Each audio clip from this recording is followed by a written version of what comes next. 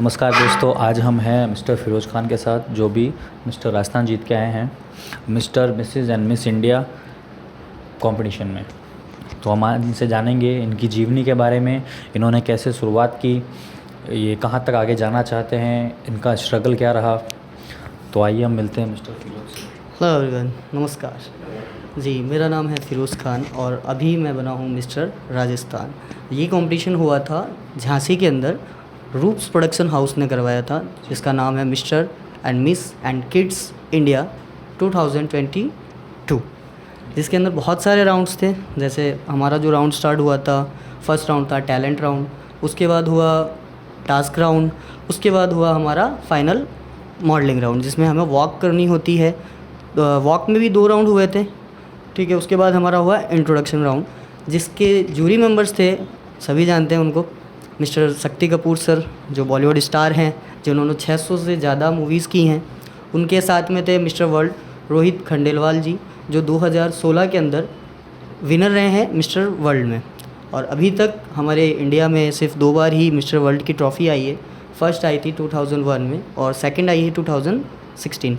और थर्ड जो मैम थे उनका नाम है प्रीति छिंगियानी, जो बॉलीवुड एक्ट्रेस हैं, जिन्होंने भी काफ़ी सारी मूवीज़ की हैं। जैसे कि मैं आपको एक मूवीज़ बता दूं, फेमस भी हुई थी, मोहब्बतें, जिसके अंदर वो एक्ट्रेस थी।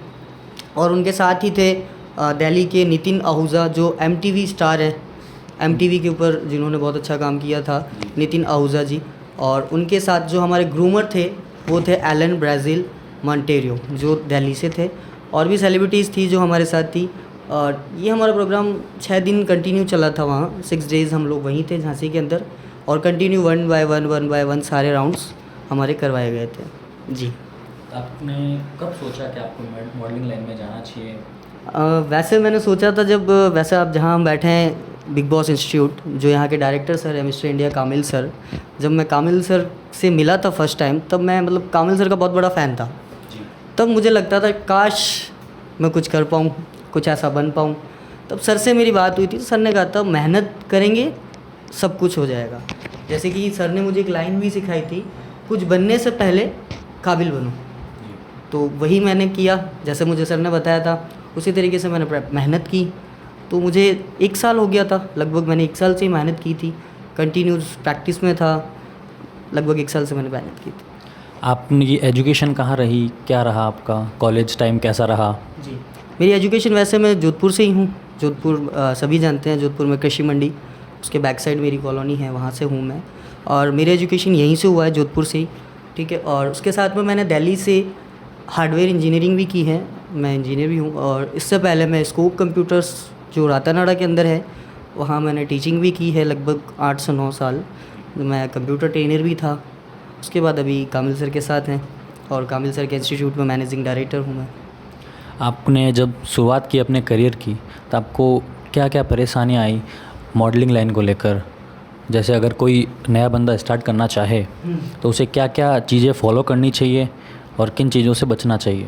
देखिए, सबसे पहले होती है कि मॉडलिंग लाइन के अंदर आपकी पर्सनालिटी को देखा जाता है कि आप खुद क्या हैं, आप किस तरीके से बात करते हैं, आपका बिहेवियर कैसा है, आप लोगों से मिलते कैसे हैं। हाँ, इसमें कुछ लोगों ने मेरे से पूछा कि सर मैं काला हूँ, मैं गोरा हूँ। इसमें कोई मैटर नहीं करता कि आप काले हैं या गोरे, बहुत सारे अलग अलग तरह के मॉडल्स होते हैं। हाँ, अगर आप एक अच्छे मॉडल बनना चाहते हैं तो आपको बहुत सारी चीज़ों को फॉलो करना पड़ेगा।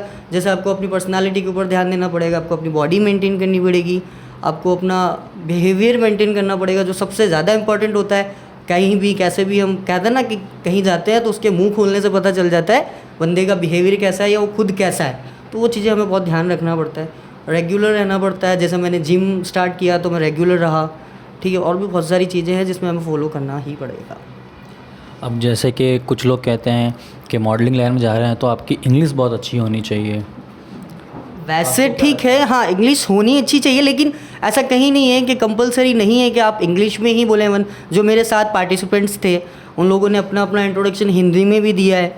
जैसे गुजरात का एक बंदा था जिसको इंग्लिश नहीं आती थी, तो उसने अपना इंट्रोडक्शन हिंदी में दिया। और एक बहुत अच्छी बात थी, हम लोगों के लिए प्राउड भी फील हुआ कि हमारे साथ एक ऐसी पर्सनालिटी थी जो आर्मी के अंदर है और वो खुद एक सिपाही हैं, जो मिस्टर बिहार बने हैं, मिस्टर राहुल सर। और इनकी पोस्टिंग है अभी अपने बीकानेर के अंदर, जो एक सिपाही हैं और वो भी मिस्टर बिहार बने हैं। जैसा कि लोग पूछते हैं मोस्टली कि कहाँ से शुरुआत करनी चाहिए, जैसे कि आपने भी कहीं ना कहीं से शुरुआत की होगी। हर कोई पूछता है कि मैं किस हिसाब से शुरुआत करूं, मैं अपना फ़ोटोशूट करवाऊं, अपना पोर्टफोलियो बनवाऊं, या कोई कहता है कि नहीं मैं डायरेक्ट है ना वीडियोस अपलोड करूं, क्या करना चाहिए? देखिए, मैंने ऐसा कुछ नहीं किया, ना मैंने पोर्टफोलियो शूट करवाया। एक सिंपल सा ऑडिशन हुआ था हमारा, मेरी शुरुआत वहीं से हुई। ऑडिशन दिया मैंने जोधपुर के अंदर, सरदारपुरा में हुआ था, और उस ऑडिशन में मेरे साथ तकरीबन 30 से 35 बॉयज़ थे। जब मेरा ऑडिशन हुआ और मुझे कॉल आता है कि आपका सिलेक्शन हो गया है, तो मेरी शुरुआत वहीं से हुई थी कि हाँ चलो, अब मेरा ऑडिशन में सिलेक्शन हुआ, अब मुझे आगे क्या करना है। फिर उसके बाद मैंने मेरी मेहनत स्टार्ट कर दी। अब आपका आगे का क्या प्लान है? जैसे आपने मिस्टर राजस्थान जीत लिया है, अब आपका क्या प्लान है? मिस्टर इंडिया, मिस्टर वर्ल्ड, आपकी तैयारी उसको लेकर कैसी है? अभी मिस्टर राजस्थान के बाद फ़िलहाल तो एक ही है दिमाग में कि मिस्टर इंडिया बनना है, और मिस्टर इंडिया के बाद मिस्टर वर्ल्ड, फिर उसके बाद का अभी तक तो कुछ नहीं है। अभी फ़िलहाल मिस्टर वर्ल्ड तक का सोचा है कि भी मिस्टर वर्ल्ड बनना है। अब आपने थोड़ा फैमिली बैकग्राउंड के बारे में बताइए, क्या क्या रहा आपको, क्या क्या स्ट्रगल किया आपने? क्योंकि हर किसी की लाइफ में स्ट्रगल होता है, विदाउट स्ट्रगल तो कोई कुछ नहीं बन पाता। और आप अभी तक मिस्टर राजस्थान बने हैं, बहुत बड़ी बात है। तो आपका फैमिली स्ट्रगल भी रहा होगा, जीतने के बाद में आपके फैमिली वालों का रिएक्शन रहा होगा। क्या रिएक्शन था सब रिश्तेदारों का, आपके फैमिली का?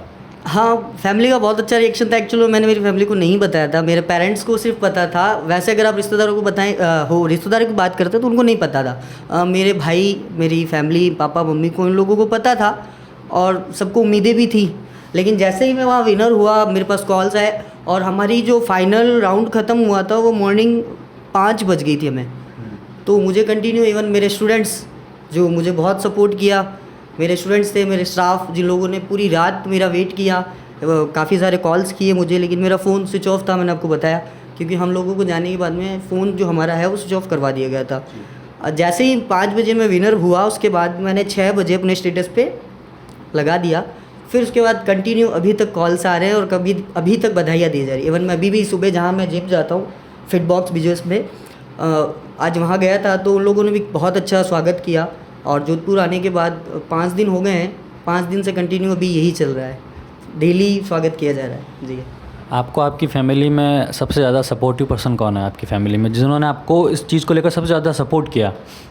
सबसे ज़्यादा सपोर्ट मेरी मम्मी और मेरे भाई जी, इन 2 लोगों ने बहुत सपोर्ट किया। बहुत अच्छा लगा आपसे मिलके। उम्मीद करेंगे कि आप मिस्टर इंडिया भी जीतें, हम आपका एक बार फिर से इंटरव्यू लें तब। बिल्कुल सर।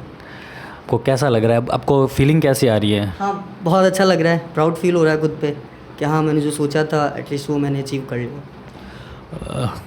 कुछ आखिरी बात जो आप सब लोगों को कहना चाहेंगे? हाँ, मैंने जैसे अभी बीच में भी एक लाइन कही थी, कुछ बनने से पहले काबिल बनो। और एक लाइन है मेरे डायरेक्टर सर की जो हमेशा कहते हैं, there is no shortcut for success. Success की कोई शॉर्टकट नहीं है, मेहनत तो आपको करनी ही पड़ेगी जी, यही कहना चाहिए। तो दोस्तों, आपने देखा कि किस तरह फ़िरोज़ जी ने अपनी मेहनत से, अपने संघर्ष से अपना मुकाम हासिल किया। फिर मिलेंगे, फिर किसी नई शख्सियत के साथ, फिर किसी नई हस्ती के साथ। तब तक के लिए नमस्कार।